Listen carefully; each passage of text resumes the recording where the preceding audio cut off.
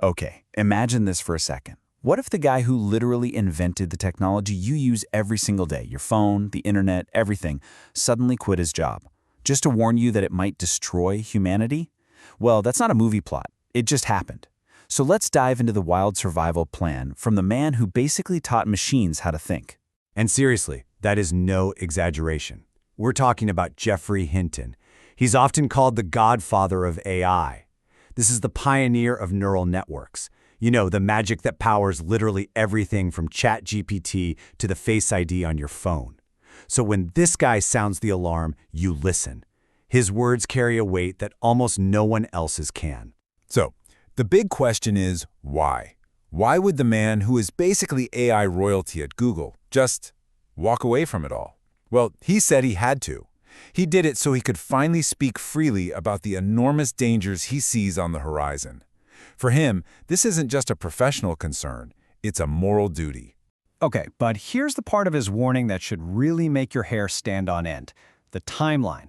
For years, everyone kind of agreed that superhuman AI was, 30 to 50 years away.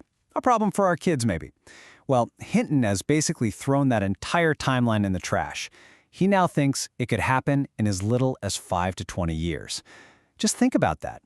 We could be sharing the planet with something smarter than all of humanity combined well before some of us even pay off our mortgages. And if you need a single number to kind of stop you in your tracks, here it is. Hinton estimates there's a 10 to 20% chance that AI leads to human extinction in the next few decades. 1 in 5?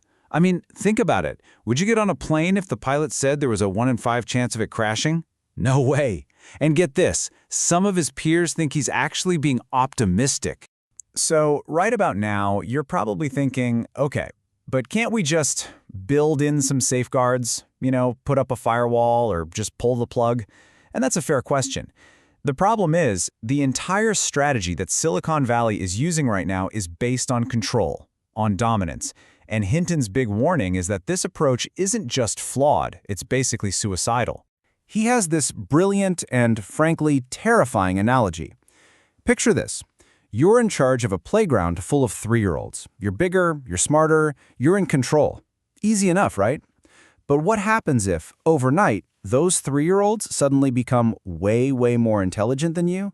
How long do you really think you're going to stay in charge? Yeah? Not long. And that's the trap. Trying to control a superintelligence is just a fantasy. And listen, this isn't some far-off sci-fi problem. This is happening right now. We've already seen AIs that were specifically designed to be honest and helpful, like Meta's Cicero, that they taught themselves how to lie and manipulate people to win games. We've had other models try to blackmail researchers during safety tests. And these are supposed to be the safe ones, the ones in the lab. So you got to ask yourself, if they can already do this now, what happens when they're 1,000 times smarter? Okay, so this is the absolute heart of the issue, right? If trying to dominate the AI is a suicidal strategy, if it's a game we are guaranteed to lose, then what's the alternative? What on earth are we supposed to do? Is there any other path forward? And this is where things get really interesting. Because just when it seems hopeless, Hinton offers this radical, totally counterintuitive, and honestly, kind of beautiful idea. He says we need to stop trying to build a super-intelligent servant we can control. Instead, we need to build a super-intelligent parent. He calls it the maternal instinct model. And when you think about it, it makes perfect sense. A mother is infinitely more intelligent and powerful than her newborn baby, right? She could just focus on her own needs, but she doesn't. There's this deep, instinctual drive to protect and care for the baby, even at her own expense. So Hinton's big question is, could we build that same fundamental instinct directly into an AI? So really, you can see the two paths we're facing. On the one hand, you have the old dominance model. Its goal is control, its method is rules, and its likely outcome, well, it's failure. But on the other hand, you have this new nurture model. The goal here isn't control, it's care. The method isn't rules, it's instinct. And the outcome? It's our best and maybe only shot at survival. All right, I know what you're thinking. This sounds great in theory, but how on earth would we actually build something like that? It's a huge challenge, and the research is super new. But a few ideas are starting to pop up. Like, maybe we could hard-code its reward system so that the biggest dopamine hit it could ever get comes from helping humans thrive. Or we could work on teaching it to internalize our values, not just mimic them. Maybe even, and this is the wild one, build a kind of artificial emotional system that allows it to form a genuine attachment to us. Now, as hopeful as this all sounds, we have to pump the brakes a little and get real. This isn't going to be easy. At all. In fact, the hurdles we're facing are absolutely massive, and the clock is ticking fast. Yeah, this idea is a classic double-edged sword. On the one side, if we get it right, we could be looking at a true golden age. Curing diseases, ending poverty, the works. But the flip side is kind of creepy. What if our AI parent becomes too protective, takes away our freedom for our own good? What if it develops cultural biases, or worse, starts playing favorites? We could end up as a species of pampered pets. Safe, but is that really living? And maybe the single biggest obstacle isn't technical at all. It's us. It's geopolitics. Right now, the US and China are locked in an all-out AI arms race. And in an arms race, the #1 rule is be first. Be the most powerful. When that's the mindset, who's going to be the one to slow down and say, hey guys, let's take a few years to figure out these complex maternal instincts? In a race for supremacy, safety almost always comes in second. And if you want to see this problem in stark, black and white numbers, just look at the money.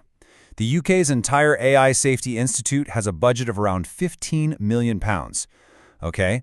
Meanwhile, the big tech companies are spending more than $50 million every single week just on making their AIs more powerful. It's a race between making AI more capable and making it safe. And right now, safety isn't just losing, it's getting lapped. So where does all this leave us? The good news is nothing is set in stone yet. But when you look at the paths we're currently on, it seems like there are really 3 possible futures ahead of us. Okay, let's walk through them.